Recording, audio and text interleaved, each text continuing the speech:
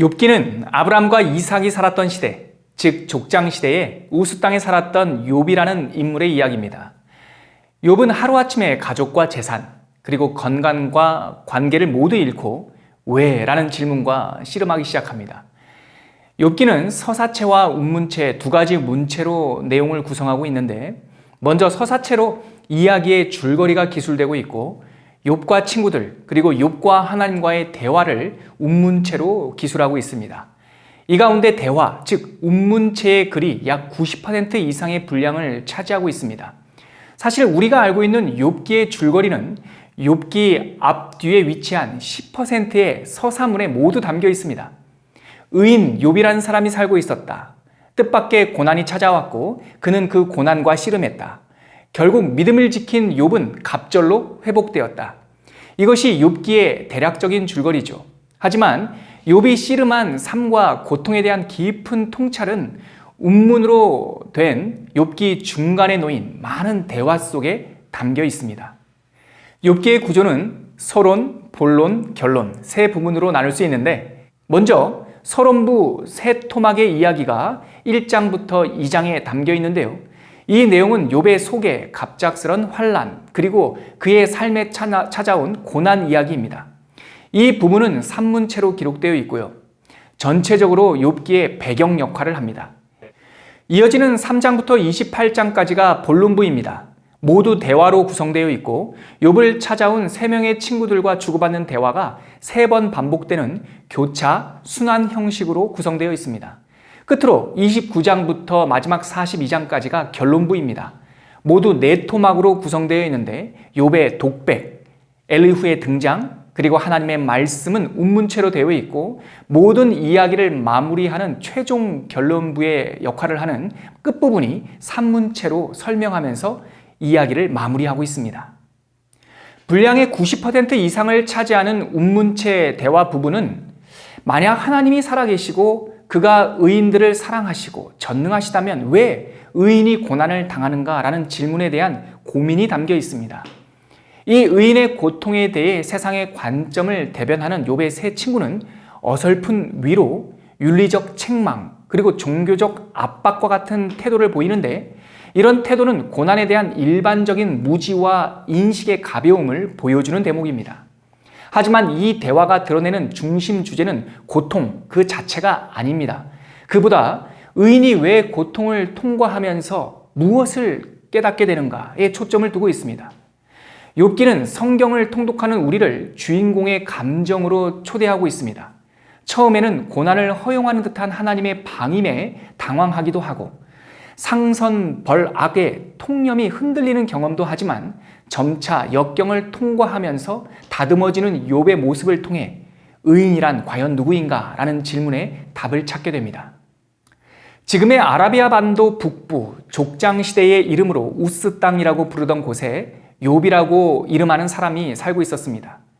그는 하나님과 신실한 관계를 맺으며 늘 하나님 앞에 정결한 삶을 살고자 노력했던 사람입니다. 그런데 어느 날 사탄은 그 이름처럼 고소하는 자로 하나님 앞에 섭니다. 그 사탄은 욥을 하나님 앞에 고소하며 하나님의 사랑과 인간의 신앙 모두를 교묘하게 부정하고 있습니다. 사랑에 대한 의심과 관계에 대한 불신은 에덴 동산에서부터 시작된 사탄의 끈질긴 전략입니다. 사탄은 하나님과 인간의 관계를 사랑이 아니라 거래의 관계로 폄훼합니다. 사탄은 하나님이 축복하셨기 때문에 인간이 순종하는 것이라고 주장하고 대가가 없다면 그 믿음과 순종은 흔들릴 것이라고 고소하고 있습니다. 하나님은 어떤 것도 흔들 수 없는 온전한 사랑을 세상에 드러내기 위해 고통 한가운데로 욥과 함께 들어가십니다. 앞으로 전개되는 고통 속에 욥이 홀로 있었다고 생각하면 안 됩니다. 하나님은 한 번도 중계석에 계신 적이 없었습니다. 결론부에서 다시 발견되는 하나님과 우리와의 관계는 늘 함께 계시는 분이라는 점입니다. 성경은 은유와 상징으로 감춰두고 있지만 이야기 전체에서 하나님의 눈길은 욥을 한 번도 떠나지 않았습니다. 사탄은 이제 순종과 믿음의 대가로 생각한 자녀와 재물을 욥으로부터 빼앗기 시작합니다. 욥기의 배경을 설명하는 산문부가 끝나자 욥의 탄식을 시작으로 운문부가 시작되고 있습니다. 이 탄식은 일종의 자기 연민으로 욥의 심리적 붕괴 과정을 자신의 생애를 저주하는 극단적인 방식으로 보여줍니다. 내가 난 날이 멸망하였더라면, 사내의 아이를 베었다 하던 그 밤도 그러하였더라면, 그날이 캄캄하였더라면, 하나님이 위에서 돌아보지 않으셨더라면. 자신의 생일을 저주하는 욥의 탄식이 끝나자 욥을 찾아온 세 친구 가운데 가장 연장자였던 대만 사람 엘리바스가 어렵게 입을 뗍니다. 하지만 그의 어설픈 위로는 욥의 응대로 이어지고, 이어서 빌닷과 욥의 대화, 그리고 소발과 욥의 대화로 이어지면서 교차, 순환 대화 형식의 이야기가 3번 반복됩니다. 단 마지막 대화 묶음에서 이 소발과의 대화는 생략됩니다. 이 대화 속에는 여러 감정이 섞여 있었습니다. 이런 이유로 각 대화 묶음에서 명백한 공통점이 있다고 단정할 수는 없지만, 대략적으로 첫 번째 대화 묶음에는 욥을 위로하는 태도가 두드러지고 있고, 두 번째 대화 묶음에서는 계속 억울함을 호소하는 욥의 대답을 듣고 윤리적으로 책망하는 듯한 그런 공통점이 있습니다. 마지막 세 번째 대화 묶음에는 윤리적 권면에도 조금도 수긍하지 않는 욥의 모습을 보면서 이 3명의 친구들이 종교적인 억압으로 책망하는 듯한 공통점이 엿보이고 있습니다. 이제 두 번째 교차 순환 대화가 시작됩니다. 욥기에 나오는 세 친구들의 공통된 논거는 인간의 신실한 덕행과 하나님의 축복 사이에 상관관계가 있다는 점입니다. 이것을 흔히 우리는 인과응보라고 부릅니다. 하지만 이들은 이 상관관계에서 제1원인을 하나님의 은혜가 아니라 인간의 행동에 둡니다. 사탄과 욥의 세 친구는 모두 인간의 덕행과 축복이 직접적인 관계가 있다라고 간주하고 있습니다. 하지만 이 인과응보적 전제를 수정하지 않으면 욥기를 읽을 때 계속 혼란에 빠집니다. 어떨 때는 다 맞는 말 같고 어떨 때는 다 틀린 말 같이 들립니다. 이런 단순한 생각과 달리 욥기는 고통을 받는 사람들 중에는 성인들도 있고, 복을 주시든지 그렇지 않든지 하나님은 피조물에게 언제나 사랑과 경배를 받으실 만한 분이며, 충분히 다 이해할 수 없지만 하나님께서 고통을 허락하실 때 항상 그 의미를 갖고 있다는 점을 우리에게 가르쳐주고 있습니다. 아무튼 두 번째 공방에서 엘리바스는 어설픈 위로를 접는 동시에 욥이 교만한 까닭에 이런 징계가 왔다고 단정하면서 욥을 책망하기 시작합니다. 역시 욥은 엘리바스의 말을 동의하지 않습니다. 엘리바스의 논조는 빌닷과 소발에게까지 이어지고, 빌닷 역시 상투적인 위로는 접고 날카로운 말로 욥의 마음을 찌릅니다. 욥이 당하고 있는 이 모든 일은 욥과 그의 가정이 하나님 앞에 불의했기 때문이라며 인과응보적 틀에서 벗어나지 못합니다. 이런 세 사람의 날선 윤리적 책망과 비난에도 불구하고 욥은 모든 것을 자신의 책임으로 돌리는 자포자기를 선택하지 않고 하나님과 여전히 실존적인 씨름을 포기하지 않습니다. 고난의 길을 걸을 때 모든 것을 자신의 탓으로 돌리면서 자포자기하는 것을 겸손이라고 오해해서는 안 됩니다. 고난의 의미와 하나님에 대한 묵상이 없는 성급한 결론은 오히려 무신론자의 허무함으로 흐를 수 있습니다. 욥이 고난의 길을 걸으며 치열하게 하나님의 뜻과 섭리가 무엇인지 씨름하자 엘리바스와 친구들은 세 번째 공방을 시작합니다. 이번에는 종교적인 압박이었습니다. 유신론자들에게 종교적인 압박은 상당히 효과가 있는 공격입니다. 엘리바스의 세 번째 권면의 요지는 욥, 그대는 교만하다, 겸손해야 한다 라고 하는 실체 없는 종교적 판단이었습니다. 종교성은 진리를 가장한 감옥과 같습니다. 하나님 없는 종교적 의무들은 자기 의를 더 강화시키고 오히려 하나님과 멀어지게 하는 효과가 있습니다. 하나님의 사랑에는 도덕이라는 열매가 열리지만 도덕주의라는 인본주의적 사상에는 하나님의 자리가 없습니다. 종교적 잣대를 들이대는 엘리바스의 말을 듣고 욥은 엘리바스와 논쟁하는 대신에 다시 한번 하나님의 뜻으로 달려갑니다. 그러나 내가 가는 길을 그가 아시나니 그가 나를 단련하신 후에는 내가 순금같이 되어 나오리라. 자신을 찾아온 새 친구와의 공방이 끝나자 욥은 지금까지 진행된 대화와 공방에 대해 자신의 심경을 종합적으로 토로합니다. 이것은 지금까지 모든 대화를 마무리하는 역할을 하는데 더불어 지금까지 지리하게 진행된 허무한 권면에 대한 최종 답변이기도 했습니다. 결코 내 입술이 불의를 말하지 아니하며 내 혀가 거짓을 말하지 아니하리라. 나는 결코 너희를 옳다 하지 아니하겠고 내가 죽기 전에는 나의 온전함을 버리지 아니할 것이라. 친구들에 대한 최종 응답을 마친 후 욥은 다시 대화의 상대를 사람들이 아니라 하늘로 향합니다. 욥은 세상의 지혜가 아닌 하나님의 지혜, 세상의 판단이 아닌 하나님의 뜻을 구하기 시작합니다. 욥은 하나님의 지혜가 자신에게 찾아오기를 간청하며 욥기 28장에서 하나님의 지혜를 찬양합니다. 새 친구와의 대화, 즉 본론부가 끝난 후 욥의 독백과 같은 탄식으로 결론부가 시작됩니다. 욥의 마지막 탄식은 욥 자신의 진솔한 신앙 고백과 같습니다. 다소 거칠고 아파하는 탄식이 담겨 있지만 현재 자신의 상태를 진솔하게 하나님께 온전히 올려드리는 기도와 같은 역할을 합니다.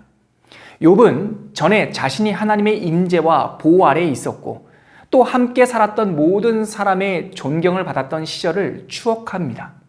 이 좋았던 시절에 대한 추억은 당장 현실의 아픔을 더 쓰라리게 하는 것이었지만 회복의 시작을 변덕스러운 오늘의 현실이 아니라 자신의 또한 감정이 아니라 하나님의 사실과 하나님의 역사에서 출발하려는 몸부림과 같았습니다. 새 친구들에 대한 욥의 최종적인 답변과 그의 탄식 기도가 끝나자 옆에서 이 상황을 모두 보고 있었던 또 다른 한 사람, 엘리후가 등장합니다.